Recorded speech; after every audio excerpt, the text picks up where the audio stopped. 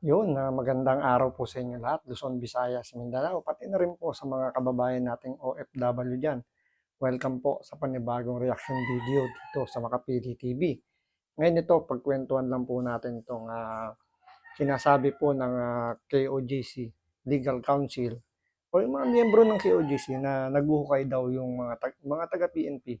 Naghuhukay na po ng tunnel para po mahanap kung saan daw po nagtatago si Pastor Kibuloy. Pero yung PNP, tinatanggi po nila ito na may nangyayaring paghuhukay daw dun sa loob mismo ng compound ng KOJC. Pero syempre, hindi may iaalis isipin ng mga miyembro ng KOJC kasi partikular si Attorney Torion, yung legal counsel ng KOJC. Kasi may naririnig silang mga tunog ng barena, tunog na may ginagamitan ng grinder. So, may hinala sila na ah, nagpapatuloy nga or gumagawa nga talaga ng butas o ng hukay yung BNP.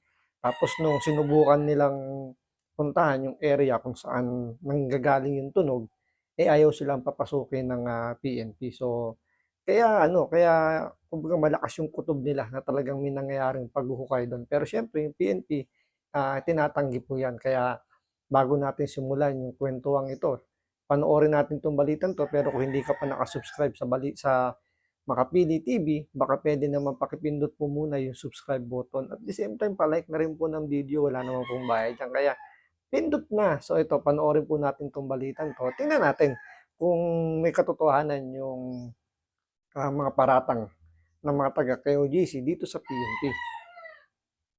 Pinabulaanan ng pulisya ang aligasyon ng abogado ng Kingdom of Jesus Christ na hinuhukay umano ang basement ng isang gusali sa KOJC compound. Nakatutok live si Argil Relator ng GMA Regional TV. Argil?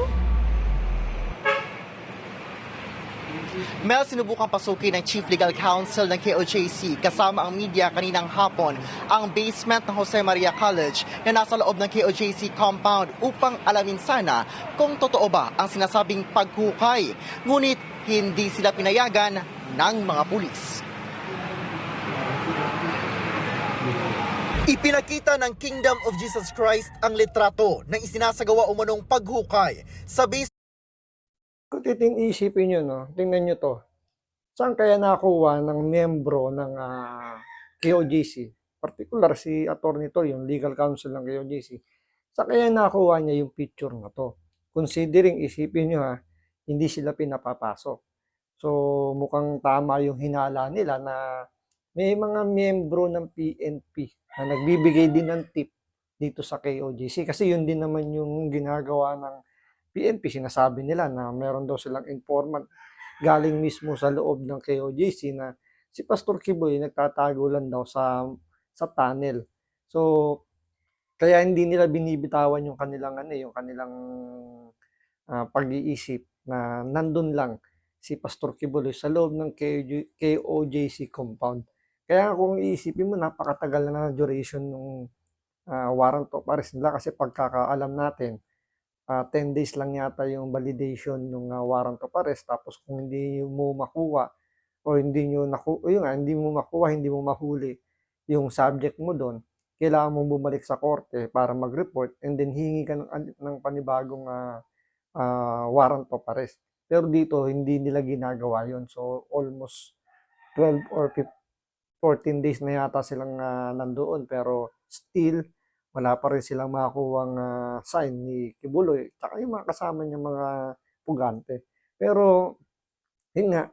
So, hindi nakakapasok yung miyembro ng KOJC pero nakakuha sila ng picture at ng video na totoong may ginagawang hukay. So, dito, parang hindi natin alam kung nagsisinungaling ba itong si General Torre. Kasi sinasabi niya kasi wala raw ginagawang hukay doon sa loob ng KOJC compound kahit na may naririnig na may nagbabarena, may nagga-grinder, may kung ano na pang mga tunog doon, tapos hindi pa pinapapasok yung mga miyembro ng KOJC. Isipin nyo property nila yan, pero pinipigilan sila na makapasok. So parang dito makikita mo na mas kontrolado na ng PNP yung compound kaysa doon sa mga may-ari, yung mga authorized na nandoon sa loob ng KOJC compound, sila mismo pinipigilan ng PNP dahil lang doon sa warrant. So ibig sabihin, yung hawak na warrant ng PNP is napaka-makapangyarihan to the point na kahit yung legal counsel hindi basta-basta makapasok. So parang yun yung pinangsosoplak niya doon sa abogado, yung warrant to pare. So lahat ng sinasabi rito ng abogado medyo tinatabla ng PNP. Kahit nga yung TPO, yung temporary protection order, hindi rin hindi inhonor ng PNP 'yon. So ibig sabihin sa sitwasyon na 'to ngayon, mas lamang yung PNP sa kanilang pagse-serve ng warrant kaysa doon sa karapatan ng mga taga KOJC. ng isang gusali sa loob ng KOJC compound sa Davao City. Ipinadala daw ito kay Attorney Israelito Torion, abogado ng grupo, ng isang hindi niya pinangalanan. Nasa 8 metro na umano ang hukay sa basement ng Jose Maria College, kaya nalalagay na raw sa panganib ang gusali. Yung mga detalyado, nasa 8 metro na yung lalim. Kasi kung isipin mo, kung yan malapit doon sa may poste ng building, medyo magkakaroon nga ng ng medyo alanganin kasi siyempre lalambot yung lupa eh. Imbis na compact na yan, yung siksik na siksik. So hindi na dapat gagalaw yung poste. Since nagukay na sila ng ganyang kalalim, medyo pwedeng bumigay yung mga part ng hinukay nila. So kumbaga mababawasan yung stability ng poste na malapit dyan sa hukay na yan. Pinabulaanan ng PNP ang sinasabing paghukay sa compound. About sa digging na yan, allegation letter ni Atty. Torion yan that improved that. Kasama ang Ayan, tandaan nyo, sabi ni General Torre, allegation lang daw ni Atty. Torion yung paghuhukay na yun. So, itinatanggi niya. So, pinasisinungalingan niya yung paratang nito ni Atty. Torion. Bakit kaya ganun yung naging rito ni General Torre? Kumbaga, parang siguradong sigurado siya na walang nangyayaring hukay. Pero ang tanong, saan kaya nanggagaling yung tunog na naririnig ng mga miyembro ng KOJC? Doon mismo sa loob ng building sa may basement. Alangan namang gawa-gawa lang nila yun. May mga videos silang pinapakita, pinaririnig na talagang may nangyayari something doon sa ilalim. At ito, bakit hindi siya pinapapasok doon sa area na yun? pinuntahan ni Atty. Torion ang lugar. Allow us access to JMC basement. Ilang araw na ako nagre-request sa inyo ng confirmation kung totoo ba yung hukay na yan. Hanggang ngayon, hindi kayo nag-answer. Sinubukan niyang pumasok sa basement pero hinarang ng pulis ang grupo. Kaya na hinarang sila considering may kasama pang mga media yan. Hindi lang media ng SMNI yung nandiyan. So nagsama na tong si Atty. Torion. May ibang media pa para makita nila kung paano gumagalaw yung PNP. So diyan, na-witness nila na talagang yung PNP ayaw silang papasukin kahit may kasama pang mga ibang media. Kasi noong una, media lang ng SMNI, mga vlogger lang ng SMNI yung nakakapasok sa area na yan. Kaya hindi pinapayagan ng PNP na dumiretso dun sa may basement. Pero ngayon, ginawa ni Atty. Torion, yung legal counsel ni netong KOJC, nagsama siya ng ibang mga media. So na-witness nila na talagang totoo yung sinasabi nila na yung PNP, pinagbabawalan silang pumunta doon sa basement para i-check, i-verify kung talagang merong tunnel na ginagawa or may ginagawang pag-uukay sa ilalim. So mas lalong lumakas yung paniwala nila na talagang may ginagawang pag-uukay doon sa ilalim kasi ba't sila pipigilan kung wala naman talagang ginagawang pag-uukay doon, di ba? Ilang naman yung pinaka-purpose kung bakit pumunta diyan si Atty. Torion kasi parang challenge dito ni General Torre na patunayan yung alegasyon.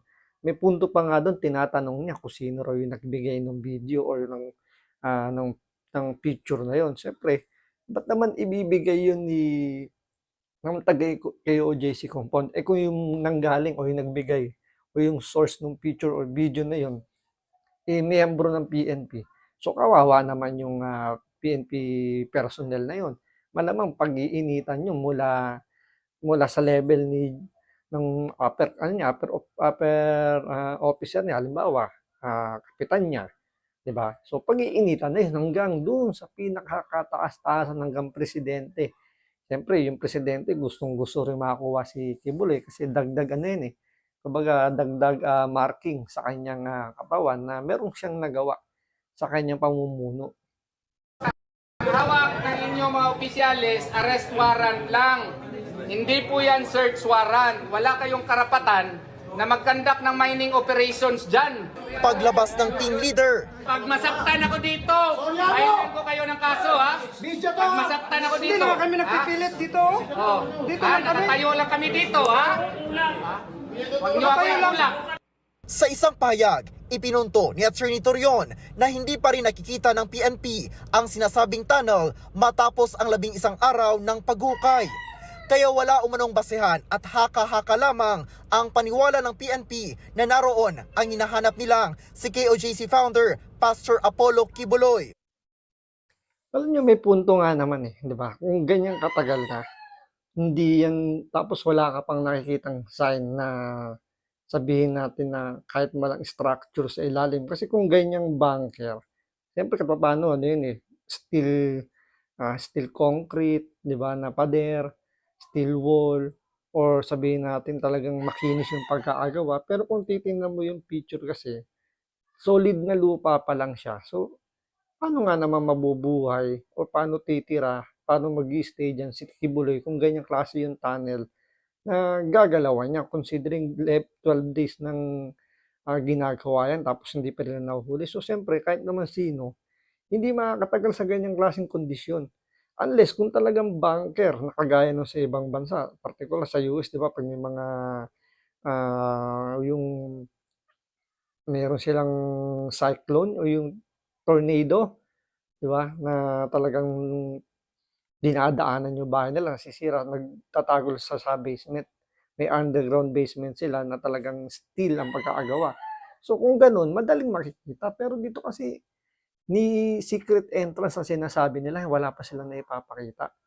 Tapos yung lupang, kumbaga, pinagkukain nila, ganyan pa yung condition. Medyo mukhang malayo sa katotohanan yung sinasabi ng mga taga-PNP. Pero naniniwala pa rin ang PNP na nasa compound si Kibuloy. Hanggang ngayon, naniniwala kami na nandyan siya, tinatawanan kami.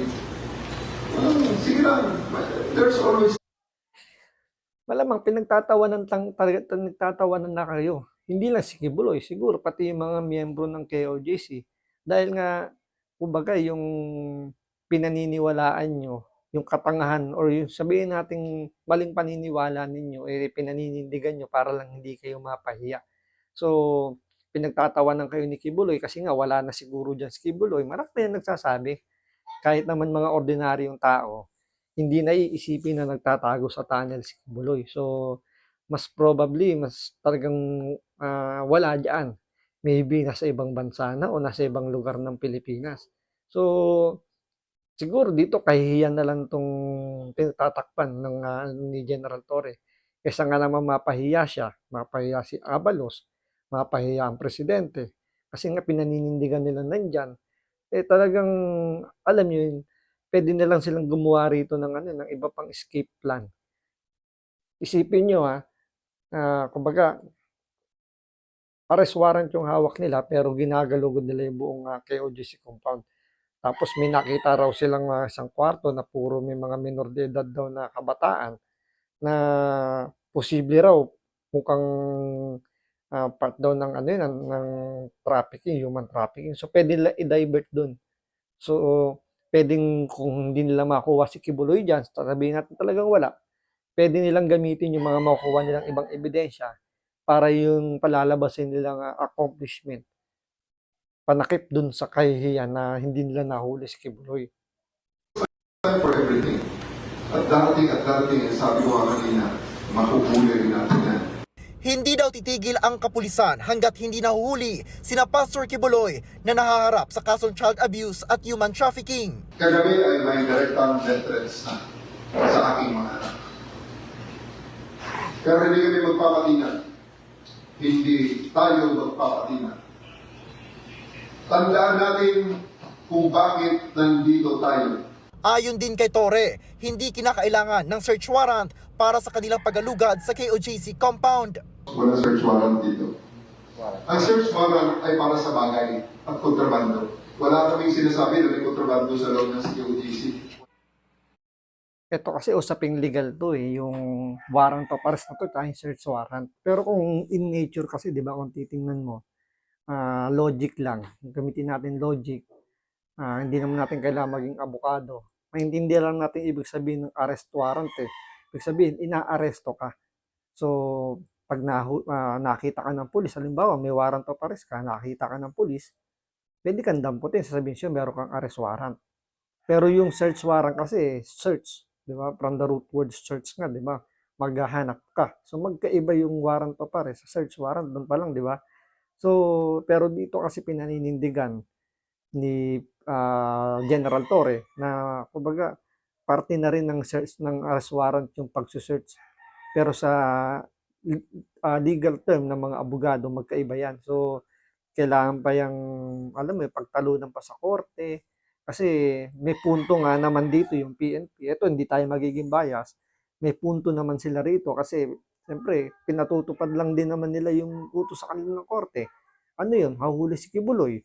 Since pinaniniwalaan nila nandoon lang si Kibuloy. So, lahat ng, by all means, parang ganun. Lahat ng sources, lahat ng pwede nilang gamitin para mahuli si Kibuloy, gagamitin nila sa ngalan ng warrant of arrest. Pero siyempre, sa punto naman ng KOJC, siyempre, iyaano nila na, kumbaga, hindi na pasok sa arrest warrant yung paggalugad nila doon sa buong compound. Dahil nga marami na nasasagasaang karapatan tulad ng peace of mind, yung security, yung kalayaan nilang kumilos doon sa loob ng compound dahil nga ang daming pulis doon sa loob. Tapos may mga certain portion doon na hindi sila pinapayagang pumunta. So yun lang naman yung pinupunto ron ng KOJC. Parang gusto mga nila rito madaliin eh. Kung kaya nyo tapusin within 2 days, tapusin nyo na para magsilayas na kayo dito sa compound kasi nga nahihirapan na rin silang kumilos.